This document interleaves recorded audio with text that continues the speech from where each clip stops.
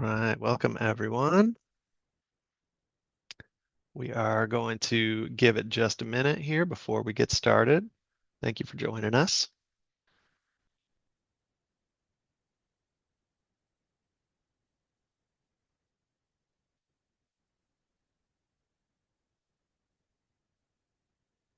Welcome everybody.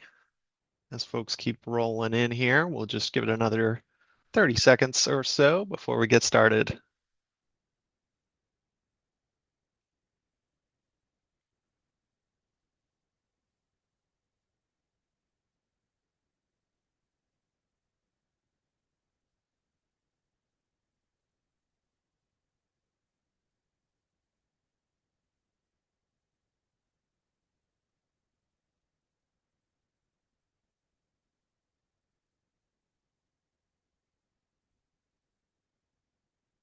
All right, welcome everybody. I think we can go ahead and get started today.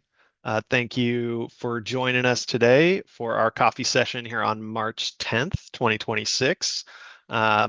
Like usual, we will be going through a few prepared topics today, and then answering as many questions in the Q&A feature as we can. So as usual, the chat is closed to participants, but we'll use that chat to share some links with you all. And your questions can go in the Zoom Q&A feature. And several of our colleagues from ETS or from the California Department of Education or CDE will be in there answering questions either in the background, and we'll try to answer some out loud as well. If you would like to download the materials that we're using today, the slide deck and the resource guide can be downloaded from our upcoming training opportunities page, which you can also get to through our link tree. And we'll put a link to the page or the link tree in chat here shortly, but you can also type in linktr.ee/Cal Outreach, select upcoming training opportunities, find the coffee session under the current month of March, and you can download the resource guide and PowerPoint from there. And Sylvia also put that in the chat for us. Thank you, Sylvia. Our agenda today, so we'll be going through trainings, which is mostly just the California Assessment Conference that we have an early shout out for, and then cover some new and updated resources. I'm going to talk quickly about the Crisis Alert Response System, or CARS, and also returning materials for the summative ELPAC, K through 2. We'll then go through our usual sections of test security, stairs, call drivers, and reminders, and then finish up with any questions we haven't gotten to. So let's jump in. We don't have any sponsored trainings in the month of March, which is the first time in a while, but we do want to give an early shout out to save the date for the California Assessment Conference, which is going to be in October this year, 27th to the 29th in Riverside. So, you know, it's never too early to put that on your calendar and save those dates, because that is always a very valuable couple of days training and listening to other educators in our state. So definitely keep that in mind. All right. A few new and updated resources. So some recordings of trainings. So the recording of the February coffee session last month is posted, as well as the recording of the new coordinator training, webinar number 10, which covered completion tracking and security. So if you are new or just want some reminders about that, definitely recommend, and you missed that live session for that new coordinator training, definitely recommend that you check out that recording. And then there is also a CAASPP test administrator training deck that we've posted. That is a nice place to start if you customize your own training slide deck to do local CAASPP training. for your TAs at your LEA, you can start from here so you don't have to build everything from scratch, or there might be things in there that you want to check through and see if you're missing. So that is a really valuable resource that I think SCOE put together for you all. So definitely check that out. The link should be here in the slides and in your resource guide. It is also on our website as well. All right. A really important reminder. This is not new information, but we always want to make this very clear because it is so important and requires um, immediate attention. And we can never cover it enough to make sure that folks are aware of this system and any alerts that come through the CARS system or crisis alert response system. So CARS sends alerts for any concerning responses by students in any of our tests that warrant immediate attention by LEA or site staff. So student responses can be found in the ELA full write items or any constructed response items, or even in the notes as well.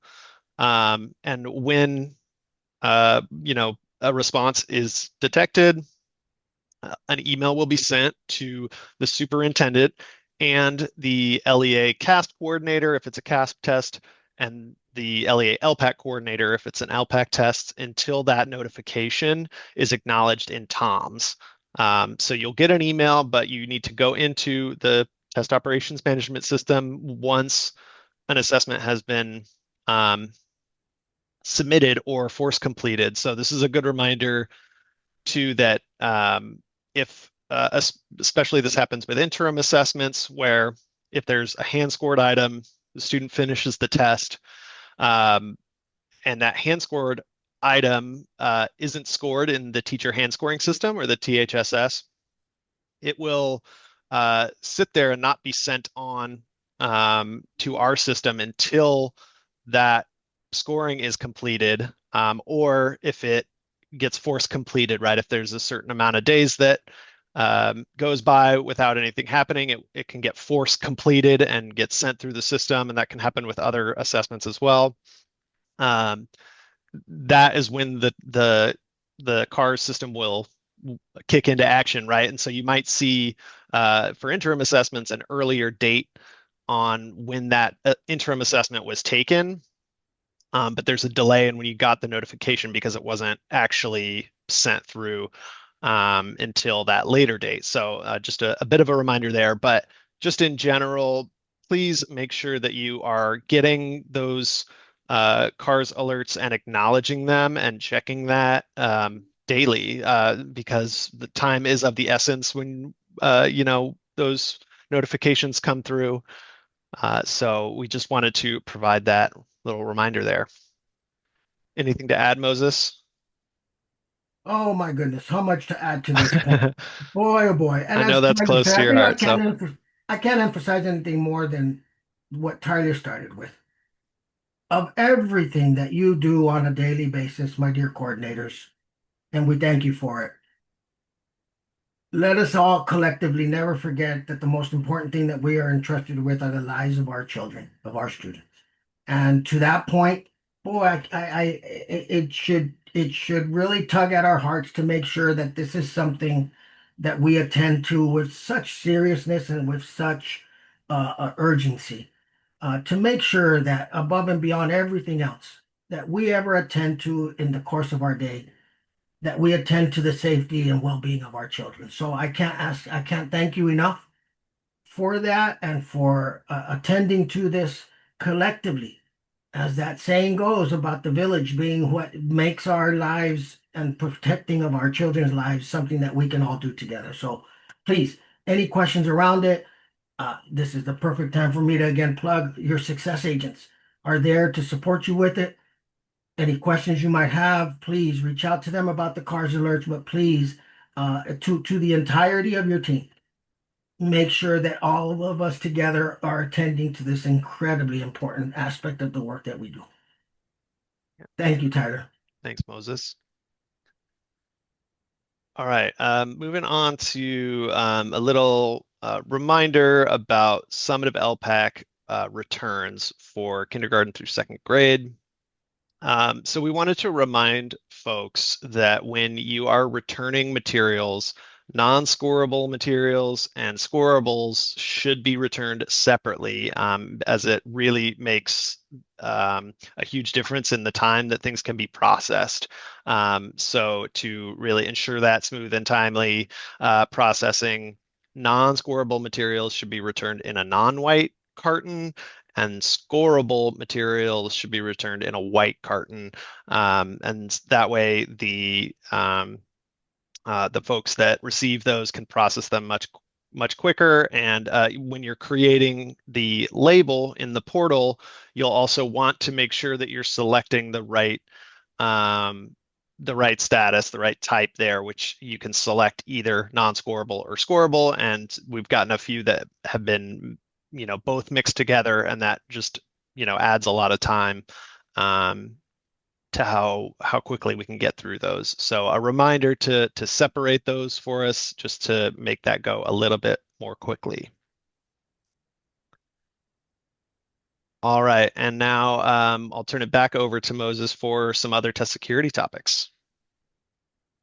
Thank you, Tyler. And I want to take a minute, if you'll take a breath, because this boy, not that Tyler has shared so much already. I get a jump on test security early in the presentation today, but take a breath because of where you are right now, LEA coordinators. Boy, have you worked so hard all year long.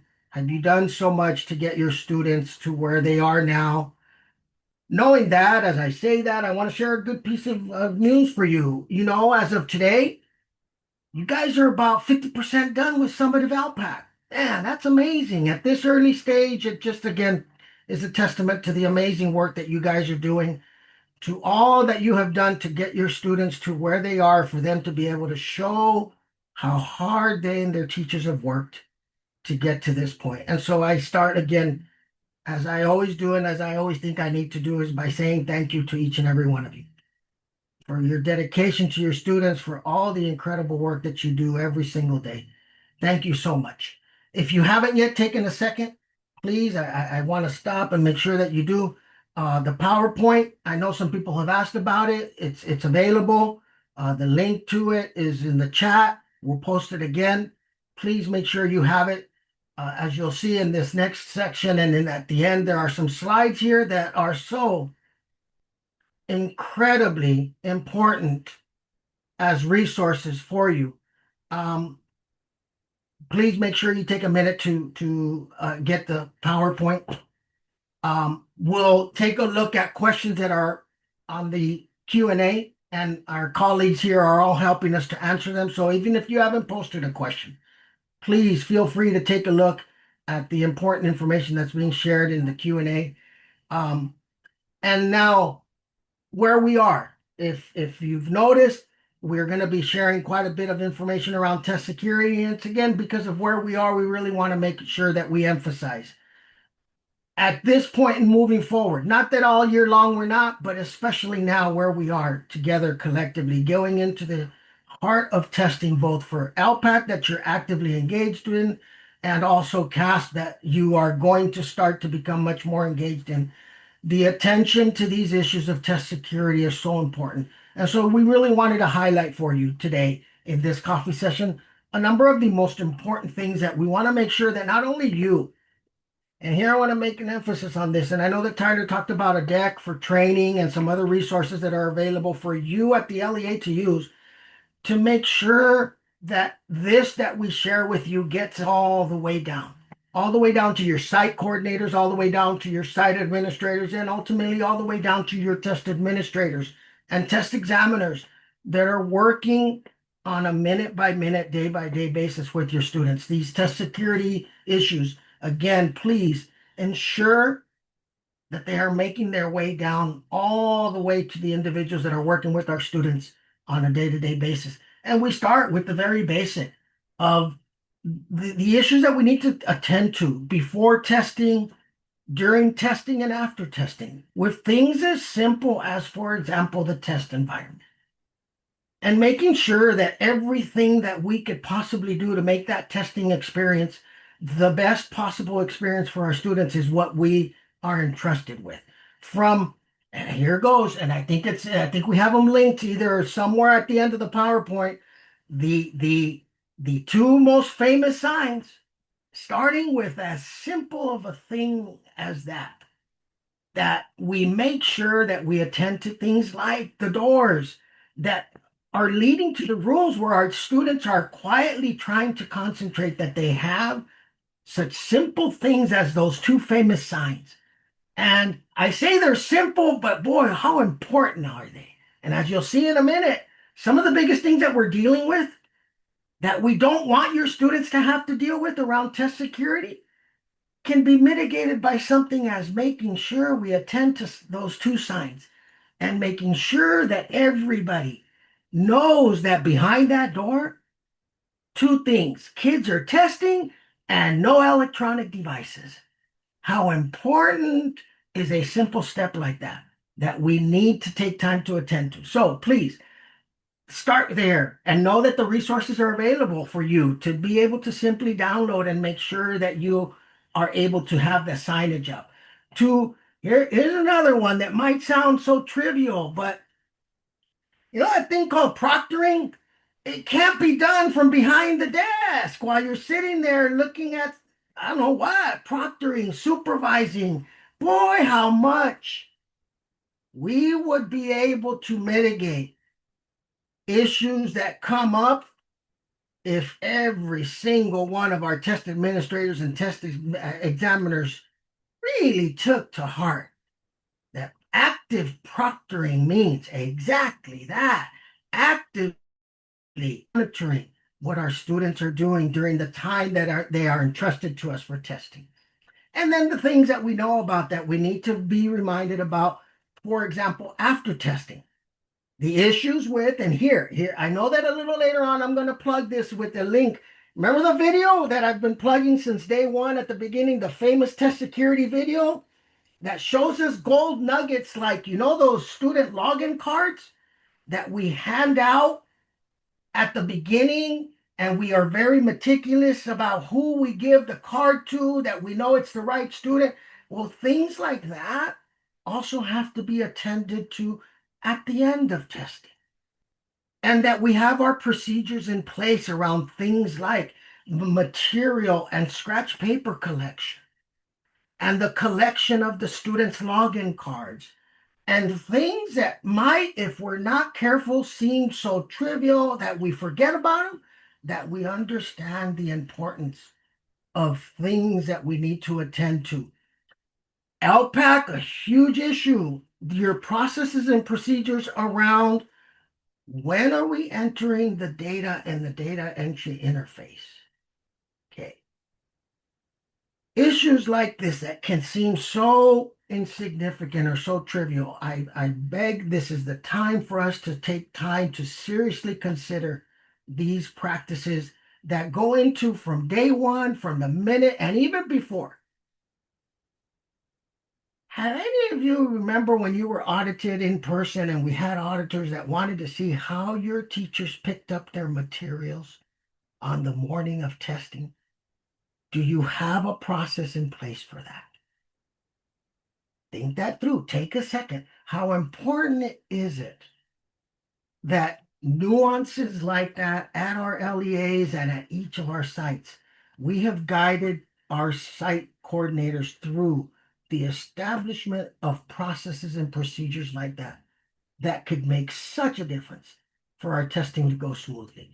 And so moving right along, also, this is an issue that, again, if we were to just go back to the very first bullet and attend to something as small as the signs, how much we would be able to mitigate this issue that we want to really bring to our attention every year and this year again. And every year, as we know, as technology evolves, what we were dealing with really heavily 4 years ago when the smartwatches came into play. And now, 4 years later, they're still there, but now we're dealing with other advancements in the realm of electronic devices. Needless to say, with all of those advancements and all that evolves and changes, still, this is an issue that we need to make sure that not only we bring to you with emphasis, and we bring to you in pleading that you work very deliberately, very structured with your school sites to make sure that the policies and procedures that need to be in place are in place around the use of or even the existence of electronic devices when children are testing. And so, as you could see at the bottom bullet, we're now dealing with other types of electronic devices that we need to be cognizant about. Aside from the smartwatches and cell phones of a few years ago, now things like smart glasses. And this isn't a new one, but boy, it's the one that's been hoodies with electronic devices in the hoodies, things of all those natures. We need to make sure that we are helping our sites to make sure that they have the processes and procedures in place. And here again, I'll say it now. All of this for one purpose. It's not for you, it's not for me. It's for the sake of making sure that our students have the ability to have the most consistent, structured, appropriate testing opportunity so that they can legitimately show how much they've learned and how hard they've worked. And moving right along, some of the other details that we want to bring to your attention, the different types of incidences and attending to, and I know that my colleagues are going to talk in a few minutes about this issue of stairs and the different types of incidences and the different types of stairs that need to be submitted. But things that are in general that we need to make sure that you understand that stairs that are of like the nature of irregularities, that within 24 hours they are submitted into the system. And here again, I'll say, and I know that I've been saying this all year long with such incredible importance, never more than now I'll say it. You have any question, you have any doubt, your success agent is who you need to have on speed dial on around all issues, but never more important than now and in the next few weeks and months around the issue of the guidance that you might need with regards to your stairs. If the device was used and test content was exposed, there again, that's an example of when a situation raises the level of urgency and details that need to be attended to. And here again, I know that there are so many different varieties of circumstances that you could be faced with on the moment. This is another one of those times where I will say any doubt whatsoever about what do I need to do right now with this case. I cannot overemphasize it is the time for you to know that Sylvia and Michael and the rest of your success agents are there to get on the phone with you and say to them, how do I handle this one? What do I need to do first? Do I need to get the student and the phone and sit them down and we call the parent? Processes that to especially some of you new LEA coordinators, these are complicated issues that you might be dealing with at that level for the first time. Please know that this is a perfect example of why we have these individuals called Sylvia, Michael, and the rest of them that are your success agents for the reason that I just stated to walk with you every step of the way in the decision making of these critical parts of your job. So please don't hesitate to reach out to your success agents for this kind of guidance. Moving right along. Here again, I can't, and it's not funny why I put this again on a slide by itself, because I could not tell you how many times and how many headaches. And boy, if none of you, if you haven't ever had one of these cases and come to you, let me tell you two things. Be grateful and hope that you never do, because one little case of this kind, do you know how much time it's going to involve for you? Okay, I hope that's enough to say start with this and make sure that you don't trivialize how important this aspect of your responsibility in managing testing environments is. You'd be amazed at how much just the signage and the room environment can be of a saving grace to you to eliminate there being any circumstances around test security violations during your testing. So please, and I think Dina, did I lie, or aren't the two signed links somewhere on here that we're sharing for them? I Are we? just posted the link, Moses, Thank and you, but they're Christine. also in the resource guide if people want to use the resource guide to So get all the links. if you're wondering how we can make your life easier for you, take a look at the chat. Christine just posted two little links that I am serious again. I cannot tell you how much of your sanity could be saved just by making sure you got those two links that Christine posted. And then I cannot overemphasize. And where's my buddy Vincent? Is he here to give him props?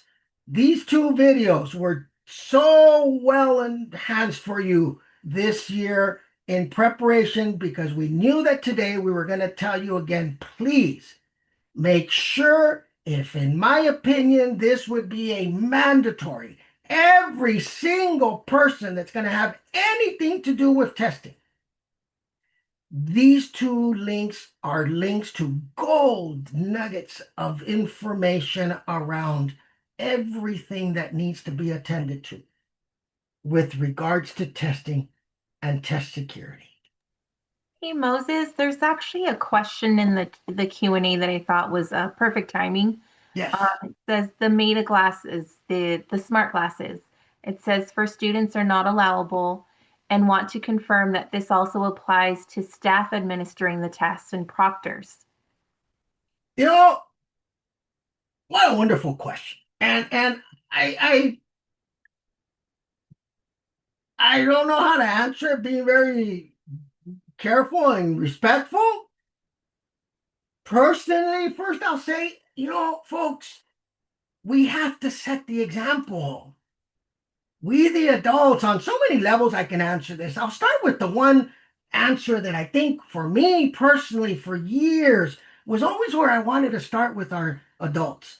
We cannot, I cannot stand in a room where I have a bunch of kids that I have just told, you cannot have your electronic devices, and I'm standing there in front of them with my cell phone in my hand or my Meta glasses on.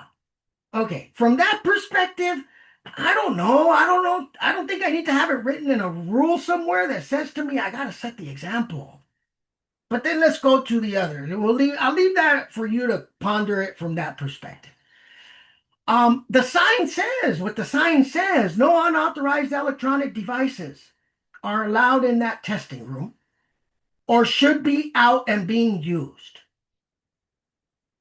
I would think that would apply also to the adults in the room. I honestly will defer. If there's any of my colleagues that would want to clarify it even a little more or have a different perspective around it, by all means. But I would say definitely as adults, they're managing and monitoring the testing environment. It would apply to also us, the adults. Are any of you parents? Remember the last time you tried to tell your kid not to do something when you were standing there doing it? Okay, that's another Do one as of I those. say, not as I do, Moses. And hey, for any of us that have our parents and have ever tried to tell my kid, you don't be eating chips at night, and you got standing there with a bag of chips. It doesn't go very well with kids. And again, it has to start with us as the adults being the responsible ones to set the example And we because it's know and we know how much you love your Metasmart glasses, you know Moses. I can't do it without them. But for some reason or another, I would think that that's the day that I bring out my old-fashioned ones and not my Meta ones because I can't fathom saying to my high school kids coming in to take 11th grade ELA, you can't have your Meta glasses on when I have mine. Okay. Um, it should. It also should apply to us adults that are in the room setting the example for how we want our students to be during this incredibly important time. There are circumstances. There are circumstances where, again, I don't know if anybody's gone to that point yet. I haven't seen the questions lately, but you know that there are certain medical devices and certain accommodations or that could warrant there being. I don't want to just sound blanketly like if absolutely under no circumstances can any other electronic device be present. No, because I think if those of us that are familiar know that there are medical devices that some students need to have and are allowed to have by virtue of the IEP that might be guard dictating what that student is supposed to be allowed to have. So there are circumstances like that. And please, here again, I'll make the pitch. If you're in doubt, please, your success agent is who you can reach out to talk through. And I will let you know, many of those cases, they are referred from your success agents to me to talk through with you the specifics of some of those cases where that might be the case that the student, for a certain reason, is allowed to have that kind of a medical device that is an electronic device. So please, again, I want to promote these videos that you see here linked, incredibly important that you use them as a resource. And here again, I know I'm talking to LEA level people. You must do everything in your power to make sure that this gets down all the way to our school site staff that are the ones that are dealing with this on a day-to-day basis. With that said, the videos, the resources that we've talked about, and then just some general test security reminders. If by chance any LEA certification for ELPAC and Moodle has not been attended to, I know that I've been reaching out to some. Please here, again, to set the example. Both at the LEA and at the site level, we must make sure that no test is given without the proper training having been attended to prior. Test examiners, test administrators, LEA, it starts with us setting the example and then making sure that we attend to it all the way down to the individuals that are giving the tests to our students. And lastly, and I thank you, all of you who over the last 3 months, we have been harping on this last bullet, and you have been doing your due diligence of attending to the TOMS accounts that our teachers are going to be given to use. Thank you so much for all the work you've been doing. You've been cleaning them up. You've been deleting accounts that don't exist or that the people don't exist anymore. You have been attending to making sure that phone numbers and email addresses are real for the people who are getting those TOMS accounts. And we want to just ask you to continue to help us in that respect of making sure that because again, don't forget that account comes with power and access to some very, very important things that we need to be conscious about. With that, thank you guys so much. I say to you, please, I leave you with, I think, the most important thing that I can ever share with you. Please, especially in these next few weeks and months, have your success agents on speed dial because there is nothing that's going to be of more help to you on a day-to-day basis with what you have on hand than your success agents. And if I could send them right now exactly a heart or a thumbs up, it's to them. And I urge you, LEA coordinators, make sure that they are with you every step of the way with everything you have coming up. Tyler, team, thank you guys so much. Yeah. Thanks, Moses. All right. Moving on to our stairs section here, just a couple of reminders, and I think Dina is going to be filling in for Vincent today to walk us through this. Hello, everybody. So just a couple reminders for STIR submissions. Um, when when a submission is being entered in for accessibility issues, it's usually because something is off with test settings. So it's important to check test settings before a student accesses any assessment. And so just make sure that students with an individualized education program or IEP or Section 504 plan has the test settings that they need. And students without the appropriate IEP or Section 504 plan should not receive the test settings if it's not according to their plan. And the other thing is that for incorrect domain exemptions, it's important to check domain exemptions before a student can access an assessment. And so if according to a student's IEP, they do need a domain exemption, that would be appropriate for that setting. And just a reminder that students without an IEP for domain exemptions will not be able to receive that. Okay. And that's all we've got for stairs today. Thank you, Tyler. Thank you, Dina. Yeah, always trying to get people to avoid having to do the stairs cases at all is always the best solution if we can. So yeah, definitely try to check those things before administering tests.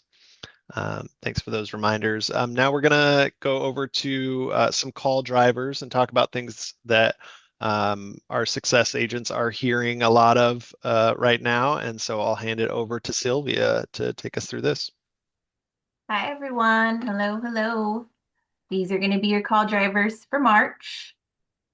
All right, and so we're going to start off with the ELA exception for English learners. These are in particular for students who have first enrolled into a U.S. public school after the date of April 15th. So if you have a student that is an English learner, they enrolled after that date of April 15th of 2025, you can actually download a report in TOMS, and it'll have a column titled ELA exempt, and that's going to allow you to know if it's marked with the Y for yes, your student is exempt. There's nothing that you have to do in TOMS to mark this. The system will pick it up, TOMS, as in the system will pick it up based on your student's CalPADS enrollment. And so if you need more details about that, reach out to your success agent team. We can show you where to find that information. Okay, and our next call driver is about administering an online test session document. And so we are in the peak of test season. So welcome to test season, everyone. Make sure that you are accessing your directions for administration. Specifically, an important thing on those is going to be your stopping markers. So this is going to assist your educators when they get to a point where a student may not be answering a question correctly, or they just may not be responding. These stopping markers are going to be stopping points within that test to help that educator decide if it's a bona fide decision to go ahead and use that stopping marker and submit the test, or if that test actually, the student just actually needs a break for the day and they're just not responding into to testing. Okay. And then a little bit more about the DFAs. They're located in TOMS, specifically under the resources tab. This is going to apply to your California alternate assessments that covers your ELA, math, and science, as well as your ELPAC. And that again is going to be both for your summative ELPAC and your summative alternate ELPAC. Again, following the stopping marker guidelines in the DFAs for the CAAs for the ELA and math and ELPAC is crucial. If you're not familiar with them, please reach out to your success agent team. We can link you or navigate you of how to find these. All right, and I've got one more topic here. I feel like this is one that's come up the last couple of administrations.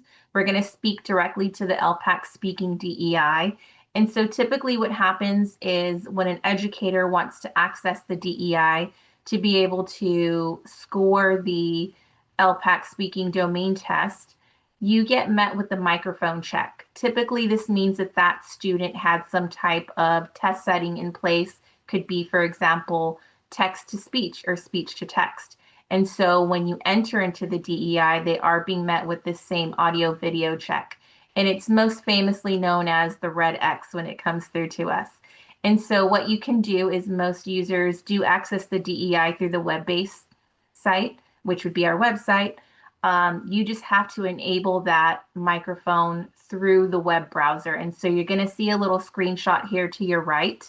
And so if you do experience this, reach out to us. We could provide you some quick, helpful tips to get you that microphone activated, or you can go ahead and ask your local IT and just let them know, hey, my success agent mentioned on the coffee session, this has to do with the microphone. We just need it activated. How can I do that? But other than that, come to us. And those are your call drivers. Thank you, everyone. Thank you, Sylvia. All right, and then we're just gonna go through a few of the items on our LEA checklists, and Michael will walk us through those. Thank you, Tyler. Hello, all, and happy Tuesday. Thank you for joining us. As Tyler mentioned, I just wanted to go over some resources that we have available on the public site from www.caasp-lpac.org.com. You're going to be able to navigate to the LEA coordinator checklist for either program, CAASPP or LPAC. Towards the top right-hand side, Training Communication tab. Then on the left-hand side, under the Training column, Coordinator How-To Hub. You'll see a breakdown for the LEA coordinator, site coordinator, test examiner, those sort of things. These are just a few quick topics for the month of March. Just reminders to return your summative LPAC K through 2 writing answer booklets. And then also ensuring that LEA is selected for second scoring. You've assigned somebody locally and your second scores have been trained. Again, second scoring is only applicable for the CAA for ELA and the summative alternate LPAC. And then additionally, confirm that staff members who do not have access to TOMS but are still going to be assisting with testing, having access to monitoring students or possibly testing materials, have signed the non-TOMS test security affidavit. And again, this is just a breakdown. We tried to gather it by month, what's relative at the time. But again, you're welcome to be ambitious, read months ahead, and get ahead of it if you can or have time. So again, just wanted to point out those resources. Thank you. Thank you, Michael. All right, and just a last few reminders here, things that have come up before but are worth revisiting quickly. So just a reminder that the Contact Us webpage on the CAASPP and LPAC website has a full list of a few different places that you can contact for CAASPP and LPAC support.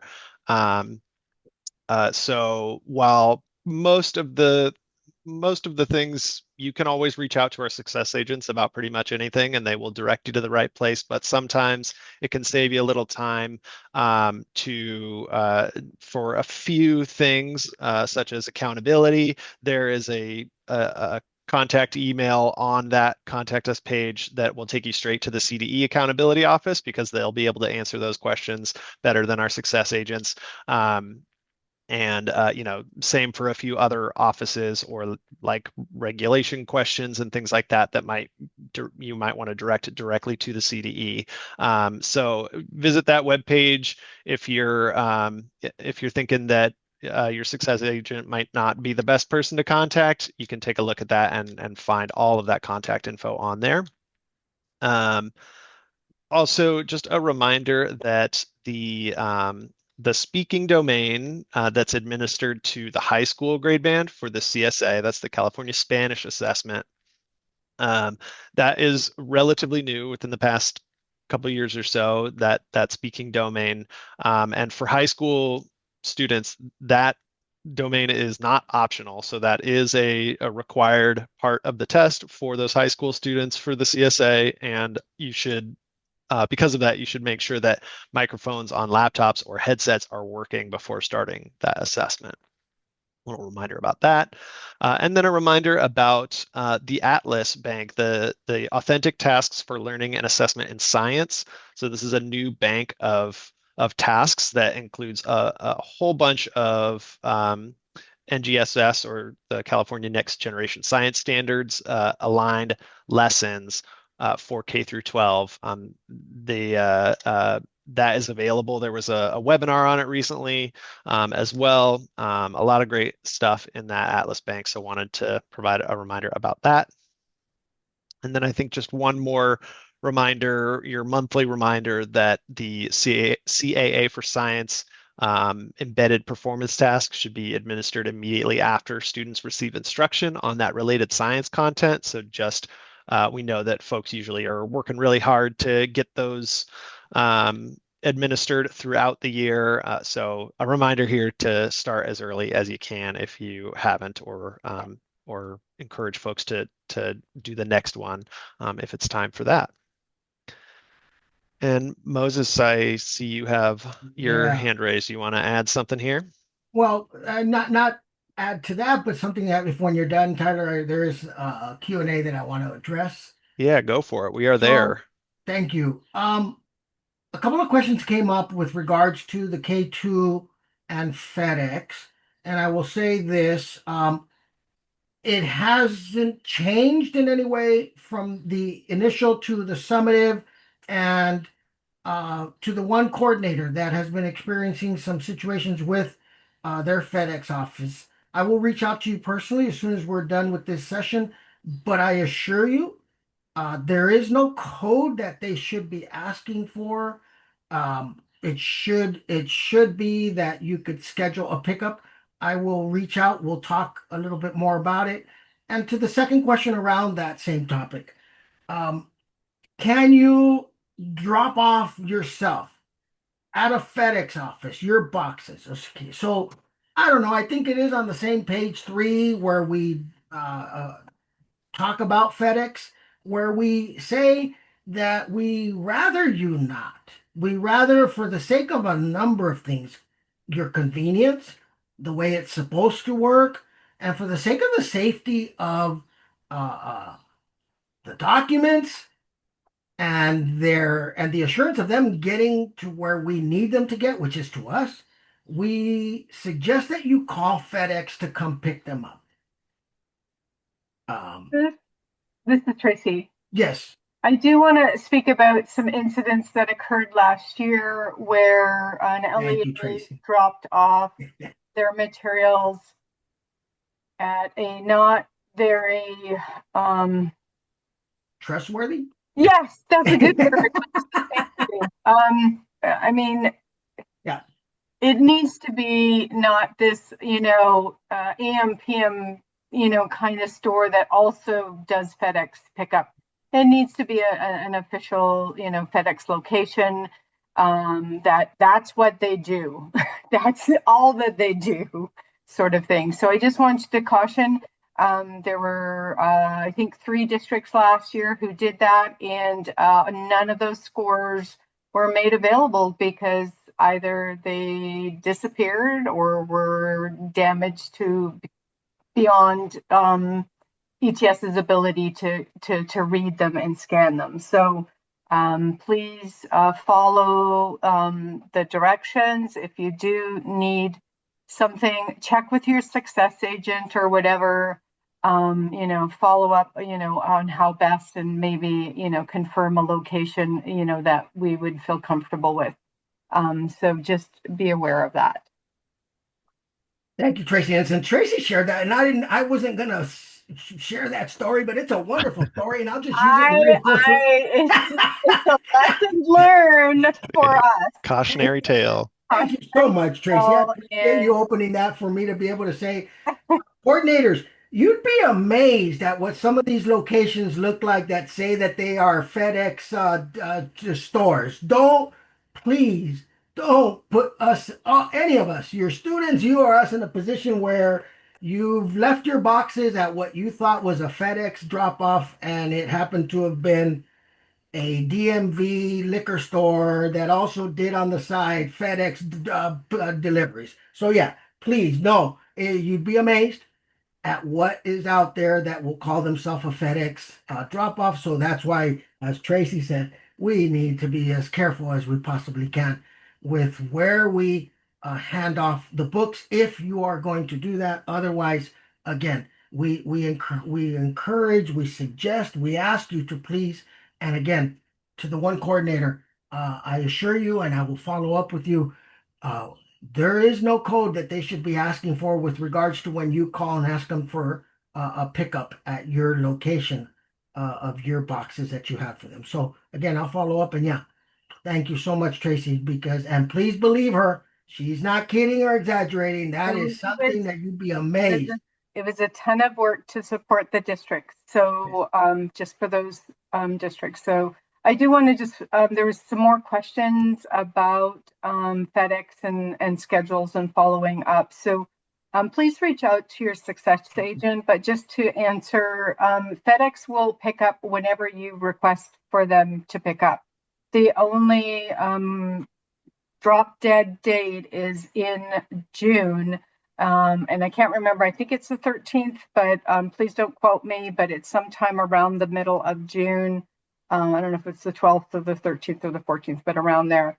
Other than that, it's just, that's the date that we need them so that we can meet all of the requirements to get those scored and done in time for us to submit for our final end of year data files and so forth. So other than that, please reach out to your success agent. They are so helpful. And Justin, specifically to what Tracy is talking about, and I wish I had that kind of a photographic memory, Justin, to be able to tell you, but I do have this. I have a photographic success agent that, as Tracy said, Justin, if you send your success agent that quick little email of asking for the link to the dates to submit ELPAC, you'll have it in a heartbeat. You'll have that link and that information. I'm trying to stall to see if somebody can find it quickly. Well, I can tell you that we will be sending out an email next week on the 18th that talks about returning ELPAC K through 2 answer books. All of those dates are in there. And I do believe Tracy was right with June 13th as the final date to send them back. But all of the important links and dates, all of that will arrive into your email inbox next week on Wednesday. Yeah, and I think, Dina, that it's going to have the instructions included that are also look in the box that you get with your ship materials that has like the FedEx like login materials or whatever. I forget if it's a username and password or a code or account number or something. So that'll be in that email too. I saw a couple folks asking about that. Yep. And I did go ahead and post the link for everyone, the ordering test materials webpage. That includes everything, ordering dates, when you can expect to receive materials. There's a host of other information there, including the return instructions. However, I will say that the instructions that are posted on the website do not include the link to the return portal, because we can't have that publicly available for people to use that for shipping their own personal items. So stay tuned for the email, and that will include the link to the portal. Yeah, but that's a good web page to have for references. Yeah, Also, make sure you're paying attention to those sections.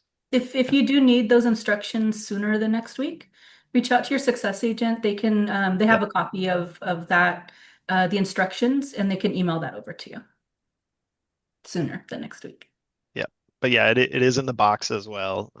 Yeah, but if you lost that or can't find that, then yeah.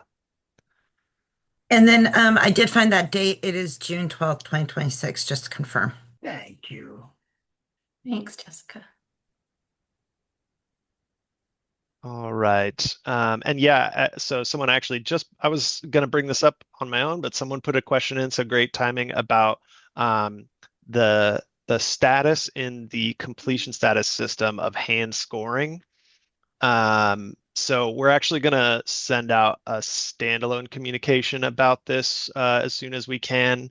But basically the the update is if a test says hand scoring as the status on it, that can indicate that there needs to be hand scoring done for certain assessments in the THSS, but that's only for the certain interim assessments and for the initial LPAC grades. I'm going to make sure I get this right.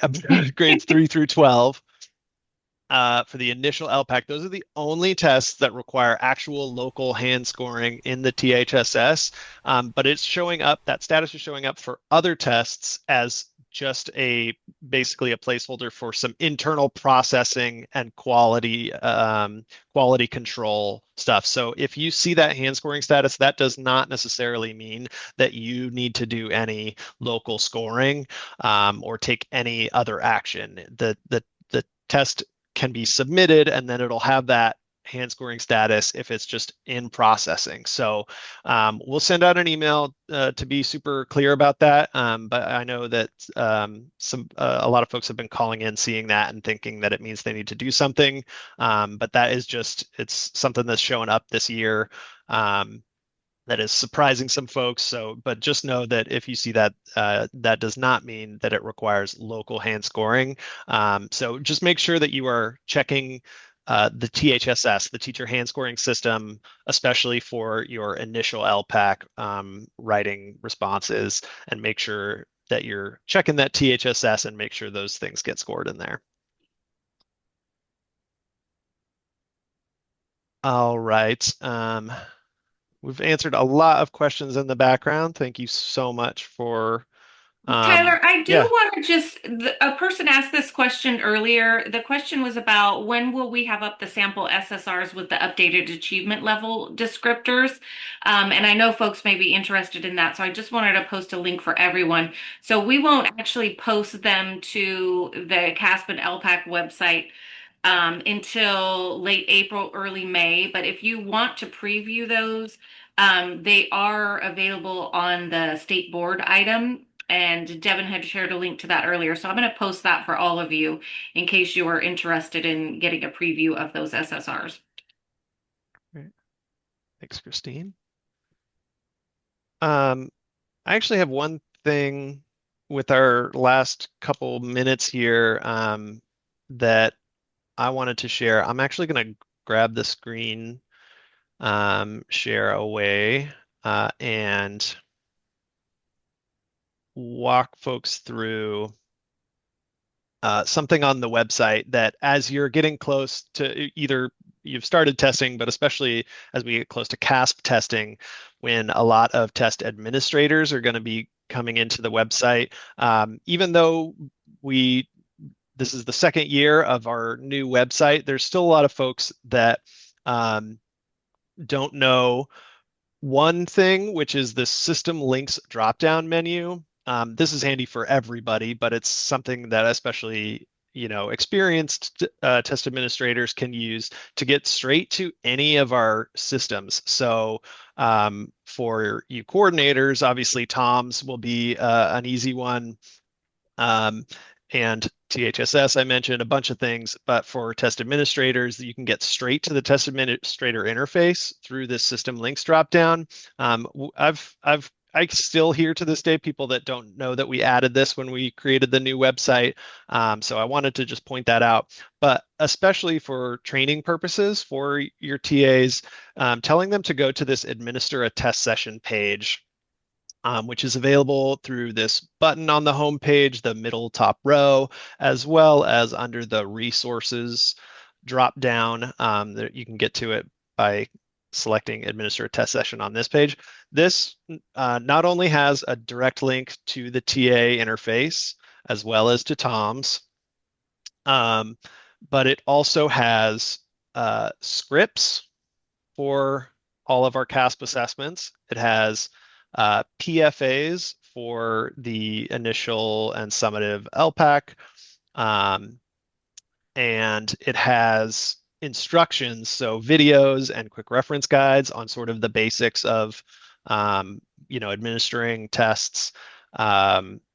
There's some more detailed LPAC instructions and for remote testing that's on here, and those two signs that Moses was talking about earlier. Christine put the link in for this page. At the very bottom of the page are these two PDFs for the testing signs, the do not disturb and the unauthorized electronic devices. So I just wanted to make sure that folks are directing your TAs to this page, because it's kind of got everything they need in this one page. It's also got this sort of handy drop-down filtering system. If they're just doing smarter balance, they can click that and it'll pare down all the information for them for just that test. So you just wanted to highlight that as we, before we get into testing season, that make sure that you're training your TAs to go here so it's as easy as possible. And with that, I think that's pretty much all of our questions. So thank you so much for the folks answering in the background and for all of you attending. We appreciate your time. And I think we'll let you go, and we'll see you next month, as always, on the second Tuesday for our next coffee session. And good luck testing. We know it's about to get busy, so thank you all for coming, and we'll see you next month. Bye. Thanks all. Bye, everyone.